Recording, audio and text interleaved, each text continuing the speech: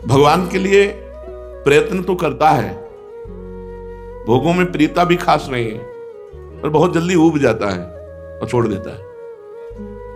फिर पकड़ता है दूसरा साधन, फिर छोड़ देता है, फिर पकड़ता है। ये भी उसी कोटि में है। अब इनकी कोटि साधनात्मक साधकों की नहीं है। साधन तो प्रयत्न से करता है, बड़ी जल्दीबाजी से करता है, और कुछ दिन में फल ना देख करके ऊब कर छोड़ देता है। दूसरा साधन, दूसरी पद्धति, फिर दूसरी पद्धति, पूरा जीवन। पांचवा, न भोगों में प्रीति है, भगवान के लिए प्रयत्नशील है, पर उसे संदेह है कि पता नहीं भगवत प्राप्ति होगी कि नहीं। ये ऊपर वालों से अलग है, पर इसको भी जन्म लगेंगे कि इसको संदेह है, अपने साधन पर संदेह है, साध्य पर संदेह है। छठवां, भगवान के लिए पूरी तैयारी है, साधन करता है, विश्वास है, पूरी तैयारी की इस जन्म में भगवान को प्राप्त करूंगा, भगवान पर विश्वास है, परंतु स्नेह संबंधियों से पूरा राग है, रिश्ते नाते स्नेह संबंधी त्याग की पूरी तैयारी कर नहीं पाया। भगवत प्राप्ति की तैयारी है, विश्वास भी है, और स्नेह संबंधियों से जननी जनक बंधु सुतदारा तन धन धाम शुद्ध परिवारा, इनसे संबंध नहीं तोड़ पाया। इसको भी जन्म जन्मांतर वाला खेल खेलना पड़ेगा। सातवां, भगवान के लिए पूर्ण विश्वास है, सब कुछ त्याग करने की तैयारी भी है। मनमान बड़ाई, अपने पुजवाने का नाम, अपना यश, अपना नाम हो जाए, ये भी जन्म जन्मांतरों वाले पक्ष में पहुंच गया। बहुत समझना है भगवत प्राप्ति को। भगवान के लिए विश्वास है, पूर्ण साधन में तत्परता है, लेकिन मान बढ़ाई की इच्छा है, और मान बढ़ाई मिलने पर उसे स्वीकार करता है। इस जन्म में पूरा काम हो जाना मुश्किल हो गया, क्योंकि फंस गया कीर्ति में, जो लोकैषणा है इसमें फंस गया। आठवां, भगवान के लिए पूर्ण विश्वास है, सब त्याग साधना भी है, पर मनमानी करता है, गुरु की आज्ञा में नहीं रहता। त्यागी भी है, भजन भी करता है, पर मनमानी, गुरु की आज्ञा में नहीं, जब मन आया, जैसा मन आया, जो साधन मन आया वैसा करना, ये भी सफल साधक नहीं हुआ। नवां, भगवान के लिए विश्वास है, सब कुछ त्याग है, और एक लक्ष्य साधना में संलग्न है। अब आ गया 9वें नंबर पे, ये साधक है इसी जन्म में भगवत प्राप्ति। भगवान के लिए पूर्ण विश्वास, सब कुछ का त्याग, और एक साधन जो गुरु ने दिया उसी में संलग्न। जो साधना गुरु के द्वारा मिली उसे दीर्घ काल तक संलग्नता पूर्वक करता है। इससे भी बढ़कर 10वां साधक साधन भजन करता है, सब कुछ त्याग है, पर बेचैन है भगवान के लिए। हर समय उसके अंदर एक भगवान की मिलन की बेचैनी बनी हुई है। उसको असह्य हो रहा है एक एक मिनट भगवान की प्राप्ति का, क्षण भर भी चैन नहीं है। वो सब कुछ समर्पित करने के लिए तैयार है इसी जन्म में। 9 से लेकर 10, ये इसी जन्म में, ये इसी जन्म में बहुत जल्दी भगवत प्राप्त हो जाएगा। 9वां इसी जन्म में भगवत प्राप्त होगा, लेकिन 10वां बहुत जल्दी भगवत प्राप्ति हो जाएगी, सालों में। भगवान की प्राप्ति के साधन में तत्पर है, सब कुछ त्यागने को तैयार है, हृदय में असह्य बेचैनी है, कब मिलेंगे भगवान, बस केवल भगवान की प्राप्ति के लिए बेचैनी उसके अंदर। वो इसी जन्म में बहुत जल्दी भगवत साक्षात्कार कर लेगा। 11वां, केवल भजन से प्रेम है, उसे यह भी बेचैनी नहीं कि भगवान मिले। 11वें नंबर पर है, वो केवल भजन में बेचैनी है उसकी, भजन न छूट जाए। भजन में अत्यंत प्रेम, कोई कामना नहीं, न भगवान से मिलने की, न जगत की कोई काम। ये सर्वोपरि साधक है। भजन के लिए भजन, भजन के लिए भजन, और जो भगवान करें, जब चाहे जैसा करें, उनकी मौज, और हर समय महाआनंद में डूबा हुआ भजन में, सिर्फ इसको भजन से मतलब, ये सर्वोपरि बात आ गई। ये अपने को जमी। कई बार 2-3 बार तो उदाहरण दे चुके 2-4 दिन में, कि गोस्वामी जी कहते हैं जब तक नियम व्रत संयम सबको रघुनाथ जी आप तौलो पलने पे। लेकिन भूत भविष्य वर्तमान तीनों काल का मैं नीच हूं, पर पलड़ा मेरा भारी होगा क्योंकि मेरे पास नाम है, भजन। ये जो 11वां लक्षण का साधक है, भगवान के भजन में अत्यंत प्रेम, संसार से निष्काम और भगवत दर्शन की भी चाह की व्याकुलता नहीं, भजन की व्याकुलता। रात दिन भजन, भजन का फल भजन। भगवान की मौज हो तो मिल जाए, कि ना मौज हो तो ना मिले।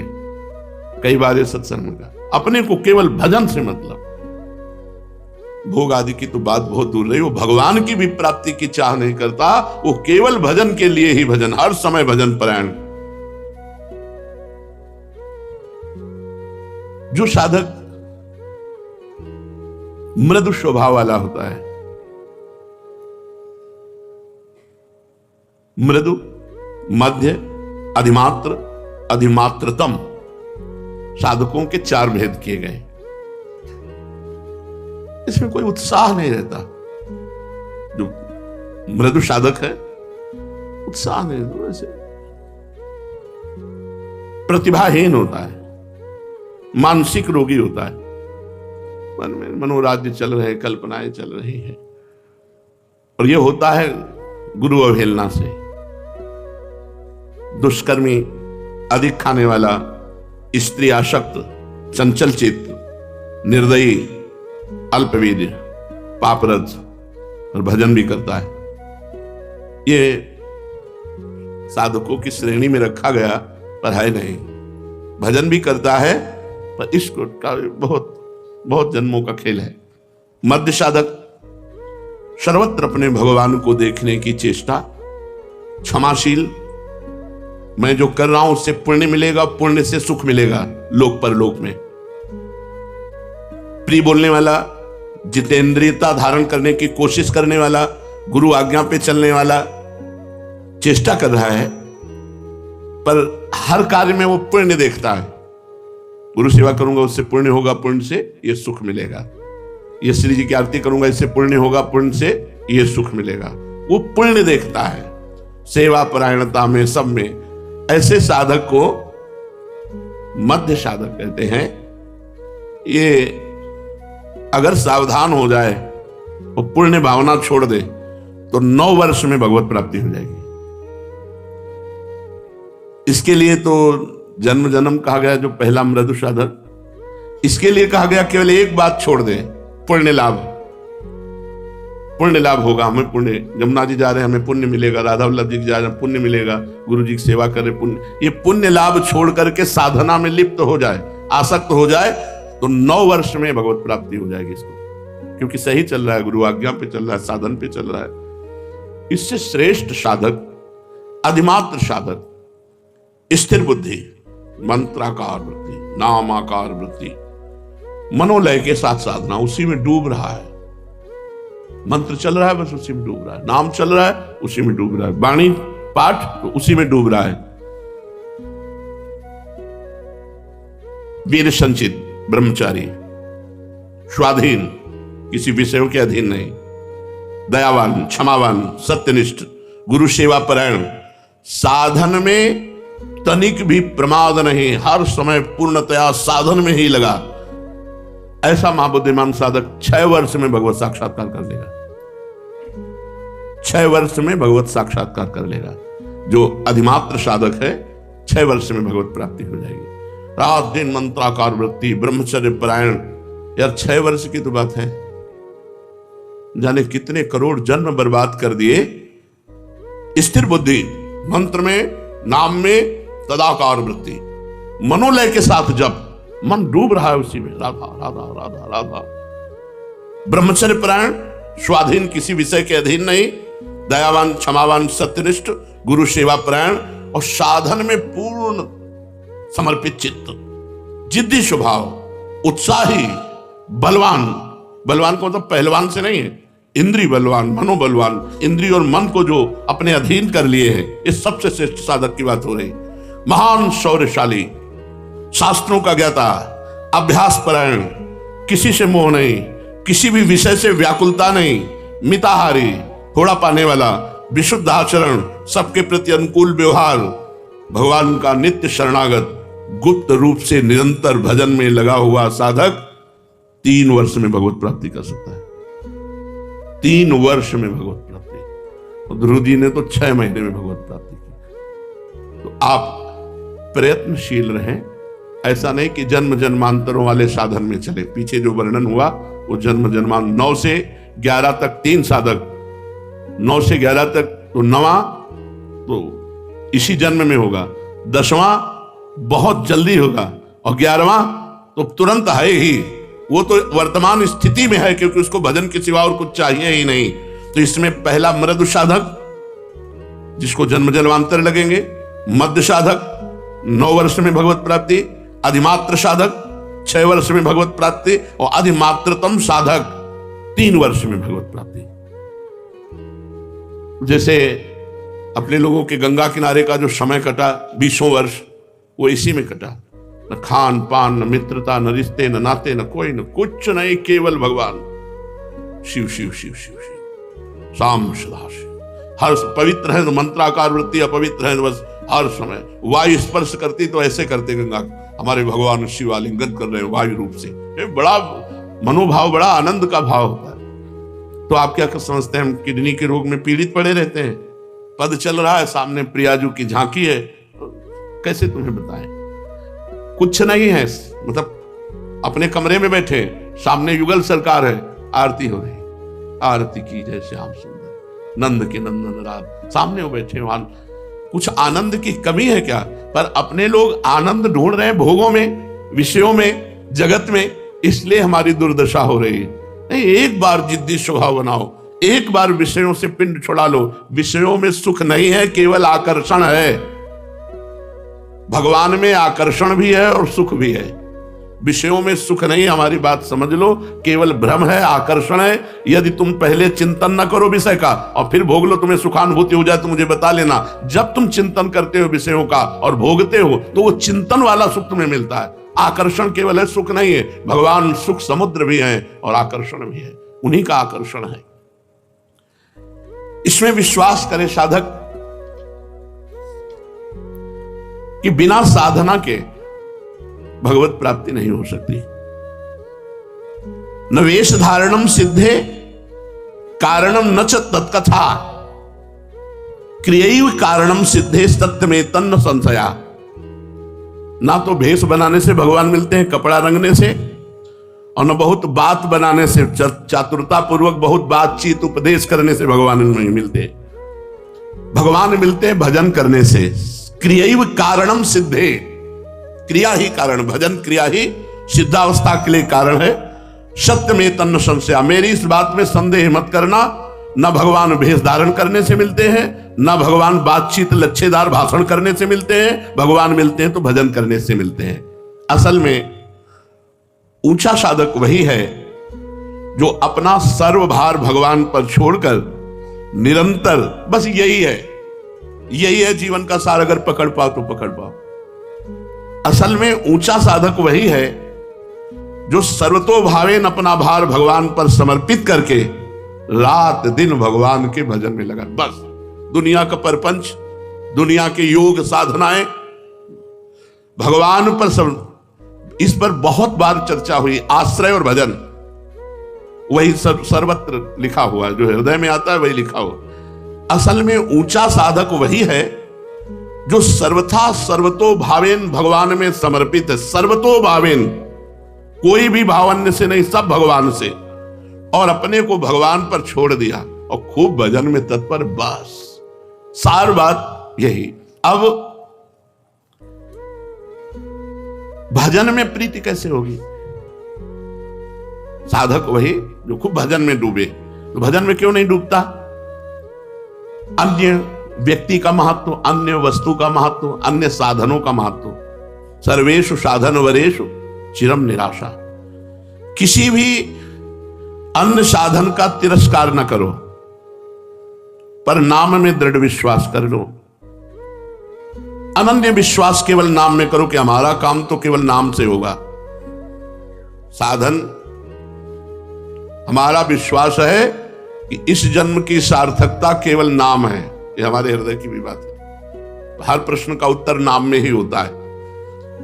नाम से ही, बहुत ध्यान से सुनना है, बड़े अमृतमय वचन और सिद्ध पुरुष के वचन हैं। नाम से ही सब कुछ हो जाएगा।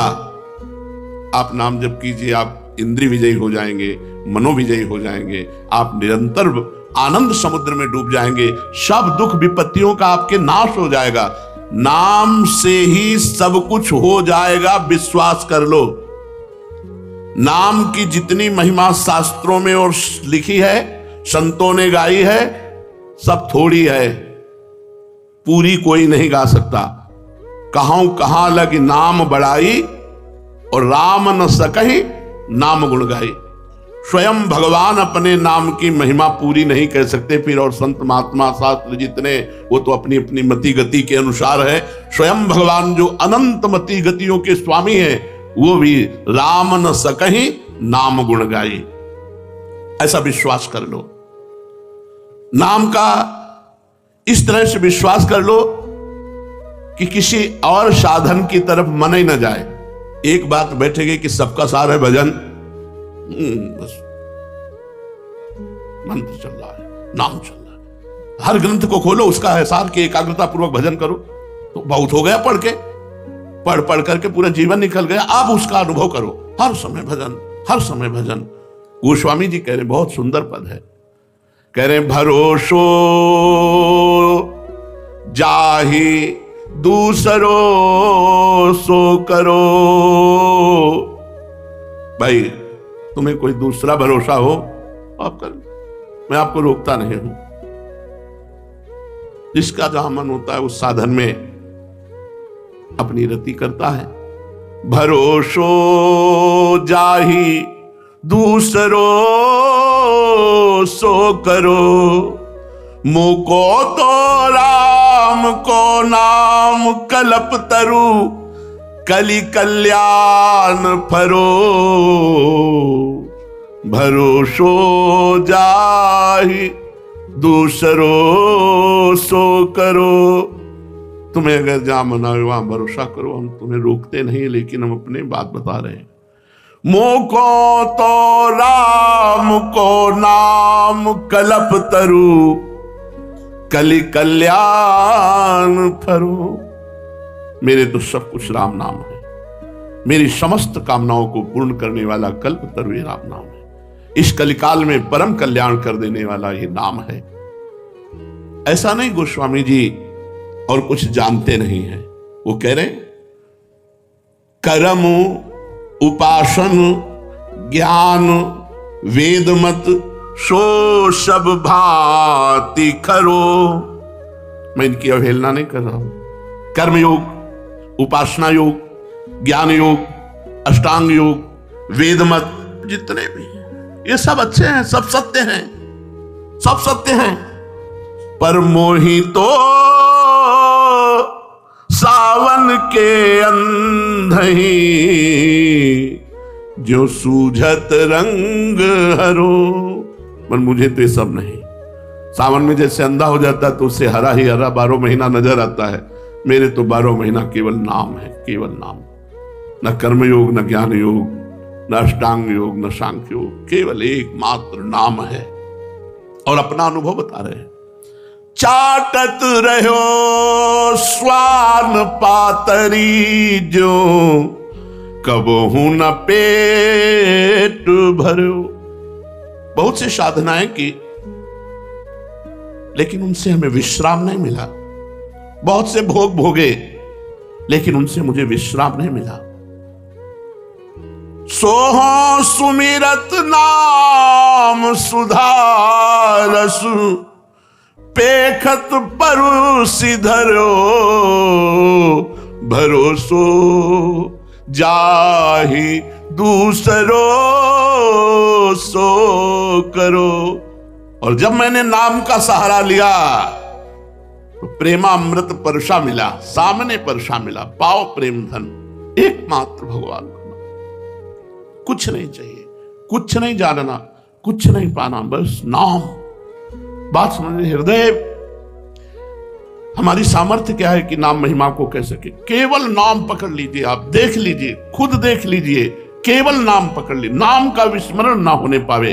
गोस्वामी जी कह रहे हैं हमने सुना है राम नाम उच्चारण करके महान पत्थर को रख दिया, वो पानी में नहीं डूबा और उससे पूरी सेना पार उतर गई। राम नाम लिखा नहीं क्योंकि चरण पड़ेंगे, राम नाम उच्चारण कर राम और रख दिया, वो पत्थर नहीं डूबा। फिर हम डूब जाएंगे, हम राम राम कहेंगे तो भव समुद्र में डूब जाएंगे? नहीं, नाम लेत भव सिंधु सुखाही, करो विचार सुजन मन माही। प्रीति प्रतीति जहां जाकी, तहां ताको काज सरो। मेरे तो माए बाप दो आखर, बस खास बात है। जिसने जहां प्रीति की विश्वास किया भाई उसका काम बना। लेकिन मैं अपनी बात कहता हूं, मेरे तो दो अक्षर है, मेरे माई बाप है, राधा राधा राधा। गोस्वामी जी कह रहे राम राम राम।